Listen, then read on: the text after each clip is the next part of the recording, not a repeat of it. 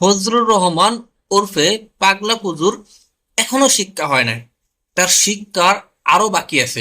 দর্শক, আপনারা কিন্তু ইতিপূর্বে সকলে জেনে গেছেন যে ফজলুর রহমানের বিরুদ্ধে তার দল এক বিশাল অ্যাকশনে গিয়েছে। তাকে একটা চিঠির মাধ্যমে তাকে জবাবদিহিতার আওতায় আনছে এবং তাকে জবাবদিহি করতে বাধ্য করা হয়েছে। সেই মুহূর্ত থেকেও ফজলুর রহমানের মুখ কোনোভাবে সংশোধন হইতেছে না। তিনি তার সেই আগের অবস্থানে অটল আছে এবং আগের কর্মকাণ্ডগুলো করে যাচ্ছে। তো আপনারা জানেন যে এই মুহূর্তে বাংলাদেশে জামাত ইসলামের একটি ব্যাপক প্রভাব আছে এবং জামাত বিএনপি তারা যতটাই রাজনৈতিক বিরোধী থাকুক, একটা সময় তারা একসাথে আন্দোলন করছে, একসাথে স্বৈরাচার বিতাড়িত করছে। রাজনৈতিক প্রতিপক্ষ তারা সেই জায়গা থেকে ভিন্ন একটা বিষয়, কিন্তু আন্তরিক জায়গা থেকে জামাত বিএনপির সাথে একটা অন্যরকম সম্পর্ক ছিল। কিন্তু সেই জায়গা থেকে ফজলুর রহমান একের পর এক জামাতের বিরুদ্ধে যেভাবে কথা বলে যাচ্ছে, সেটাতে মনে হয় যে এই ফজলুর রহমানের বিরুদ্ধে কপালে আরো বড় কোনো ভোগ আছে। কারণ বাংলাদেশের ম্যাক্সিমাম মানুষ এখন জামাতের সমর্থিত, জামাতকে সমর্থন করে।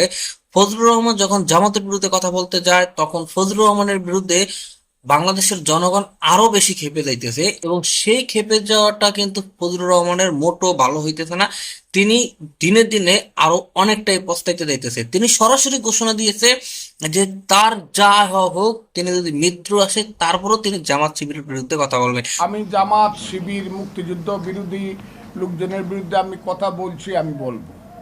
এতে যদি কোনো ধরনের আমার কথার মধ্যে যদি কারো প্রতি অসম্মান করে থাকি, আঘাত করে থাকি, তারা মনে করে, তাহলে তারা এটা পলিটিক্যালি এটা জবাব দিবে, আমি তাদের জবাব দিব। তো এই জামাত শিবিরের বিরুদ্ধে তো শেখ হাসিনাও কথা বলে গেছে, তাই না? তো জামাত শিবিরের বিরুদ্ধে শেখ হাসিনা কথা বললে এত বড় একটা স্বৈরাচার যে টিকতে পারে না, তো ফজলুর রহমান তো সামান্য একটা চুনোপুটি, তিনি আসলে কিভাবে টিকবে? তো পাগল, আসলে তাকে মানুষ পাগল বলে। তিনি মানে সেই পাগলের প্রমাণটাই দিতেছে। তো এখন দেখার বিষয় হচ্ছে যে বিএনপি নাকি ফজলুর রহমানকে 24 ঘন্টা সময় দিয়েছে। এই 24 ঘন্টার ভিতরে তার জবাব দিতে হবে এবং সেই জবাব দেওয়ার পরে অথবা জবাব না দিলে তার বিরুদ্ধে অ্যাকশনে যাবে। তো এখন বিষয় হচ্ছে ফজলুর রহমান আজকে যে সংবাদ সম্মেলন করে যেভাবে কথা বলছে, সে এক চুল পরিমাণ অনুতপ্ত না, সে একদম পুরা ঘাড় তাড়া করে কথা বলতেছে সাংবাদিকের সাথে। সেই চেতনা ব্যবসা, মুক্তিযুদ্ধ নিয়ে কথা বলতেছে। তো সে যে জায়গায় তার বক্তব্যের অনড় অবস্থানে আছে, তো সেখানে দেখার বিষয় হচ্ছে বিএনপি তার বিরুদ্ধে এখন কি অ্যাকশনে যেতে পারে। তাকে কি দল থেকে বহিষ্কার করবে? এবং তাকে যদি দল থেকে বহিষ্কার করে, তাহলে মাস্ট বি ফজলুর রহমান তিনি গ্রেপ্তার হবে। কারণ জুলাই আন্দোলন এত এত শহীদের রক্ত দেওয়ার পরে যে শেখ হাসিনা মতো একটা স্বৈরাচারকে বিতাড়িত করছে, বাংলাদেশের দ্বিতীয় স্বাধীনতা বলা হয়, সেই স্বাধীনতাকে নিয়ে এই ফজলুর রহমান কটূক্তি করছে। তাহলে সে এখনো বাইসে আছে, মানে সে এখনো নিরাপদে আছে শুধুমাত্র বিএনপি ছত্রছায়ায় থাকার কারণে।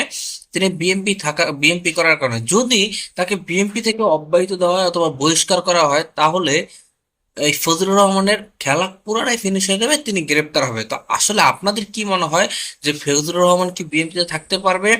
এবং বিএনপিতে থেকে বহিষ্কার হওয়ার পরে তিনি কি গ্রেপ্তার হতে পারে? দর্শক, সম্পূর্ণ বিষয়টা আপনাদের মূল্যবান মতামত অবশ্যই কমেন্ট বক্সে জানিয়ে দেবেন। আজকের মতো ভিডিও এখানে শেষ করছি, দেখা হবে পরবর্তী অন্য কোনো ভিডিওতে। সেই পর্যন্ত ভালো থাকবেন, সুস্থ থাকবেন, আল্লাহ হাফেজ।